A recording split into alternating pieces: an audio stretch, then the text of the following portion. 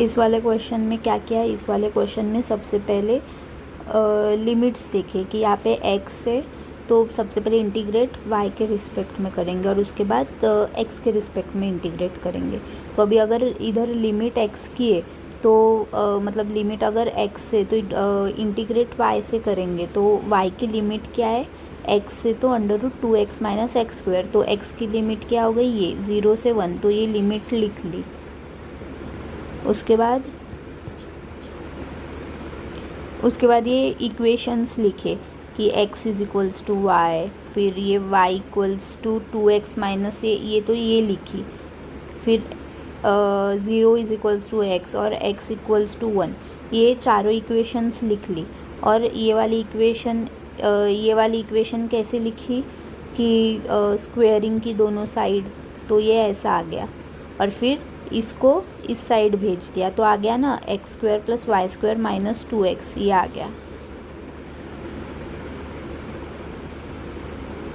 अभी पिछले क्वेश्चन में बताया था कि सेंटर वगैरह कैसे निकाला, तो ये इधर से सेंटर निकाला कि f यहाँ पे क्या हो गया, वो +2x, मतलब जनरल इक्वेशन में क्या है +2fx है और सेंटर क्या रहता -f, -g, तो यहाँ से f क्या आ गया, f यहाँ से आ गया -1।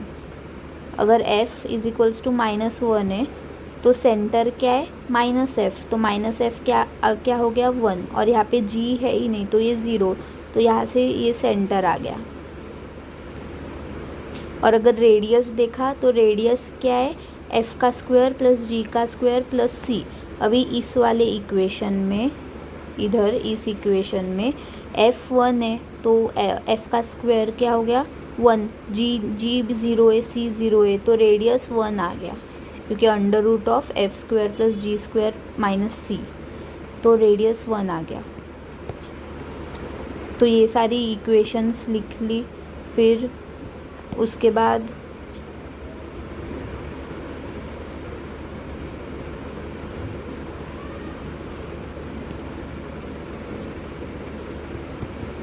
सेंटर क्या था 1,0, रेडियस था 1। तो फिर अभी डायग्राम बना लिया। डायग्राम कैसे बनाया, x = y, x = y मतलब क्या, अगर x को 1 डाला तो y भी 1 चाहिए, x को 2 डाला तो y भी 2 चाहिए, x को 0 डाला तो y भी 0 चाहिए। तो ये 0,0, ये 1,1, इधर 1 इधर 1, ये क्या बन जाएगा, ये 2 बन जाएगा। अब ये 2 पे ये किधर तो भी ये 2 आ जाएगा, तो ये x = y की लाइन है, ये वाली x = y की लाइन है। फिर x = 0 की लाइन क्या हो गई, ये x = 0 की लाइन। फिर x = 1 की लाइन क्या हो गई, ये x = 1 की लाइन। और फिर अभी ये सर्कल का इक्वेशन है। सर्कल के इक्वेशन में सेंटर क्या है 1,0, तो ये 1,0 नहीं सॉरी, ये 1, ये डायग्राम ही गलत बन गया।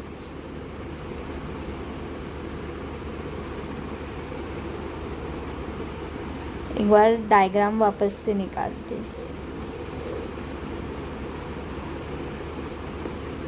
कि क्या है x = y, तो ये x = y आ गया। फिर x = 0, ये x = 0 है, x = 1, ये x = 1 है और ये x = 1 के लाइन पे ये भी 1 हो जाएगा क्योंकि ये ये 1 है, तो ये जो x = y तो ये भी 1 हो जाएगा।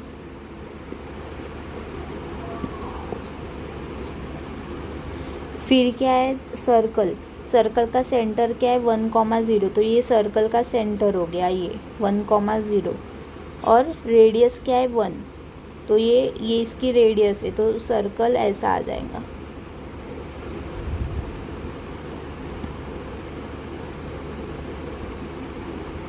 ये 2 है क्योंकि सर्कल का रेडियस 1 है ना, तो ये भी 1, ये भी 1।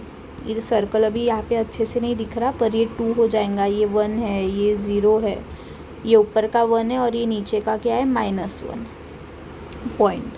फिर अभी हमें रीजन शेड करना है। अभी रीजन शेड करने के लिए हम बारी बारी देखेंगे कि सबसे पहले तो एक पॉइंट ले लेना है। सबसे इजी तरीका क्या है कि एक पॉइंट लेना है। तो अभी पर पहले इजी वाला शेड कर लेते कि ये क्या है, x की वैल्यू कहाँ से है, 0 से 1 के बीच में, मतलब ये वाला एरिया शेड होगा x = 0 के 1 के बीच में। पर अभी y कहाँ से कहाँ तक शेड होगा, तो हम इस वाले इक्वेशन में एक पॉइंट डाल के देखते हैं। अभी पॉइंट अपने हिसाब से कौन सा भी लेना है। तो सपोज़ कि मैं इधर का कोई पॉइंट ले रही हूँ, तो अभी ये इधर का पॉइंट कौन सा आएगा, इधर का पॉइंट 1 से छोटा चाहिए। तो 1 से छोटा कोऑर्डिनेट, फॉर एग्ज़ाम्पल मैं ले रही हूँ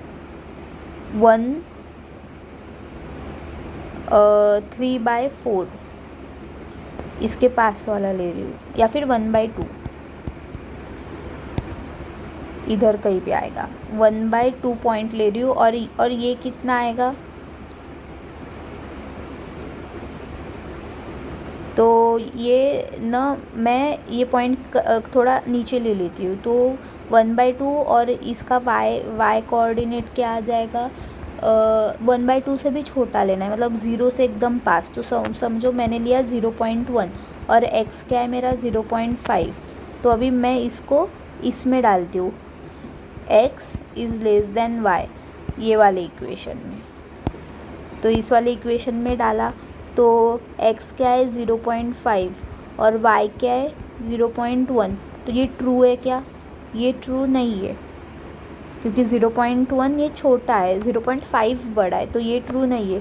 तो मतलब हम रीजन ये वाला ये पॉइंट कहाँ पे आ रहा है, ये इस रीजन में आ रहा है। तो हम इसको शेड करेंगे क्या, नहीं करेंगे। तो इसलिए फिर रीजन बचा क्या, जो चारों कर्व से जो रीजन इंटरसेक्ट कर रहा है, तो वो रीजन कौन सा बचा, वो रीजन बचा है ये वाला। तो हमें इस रीजन का अभी इंटीग्रेशन करना है, मतलब उसका एरिया निकालना है। इंटीग्रेशन मतलब क्या, हम किसी रीजन का अगर एरिया निकालना है तो हम उस एरिया को इंटीग्रेट कर देते। अभी इसके बाद नेक्स्ट पार्ट क्या था कि हमें r मतलब रेडियस, अभी ये अगर ये एरिया को इसका इंटीग्रेशन निकालना है तो r की वैल्यू क्या हो जाएगी, r मतलब वो कितना एरिया स्वैप कर रहा है। तो ये अगर ये यहाँ पे अगर हमने एक स्ट्रिप मानी तो ये कितना मतलब कितना इसका लेंथ है, मतलब ये अगर इसको अगर हमने नीचे लाया तो ये कुछ ऐसा हो जाएगा।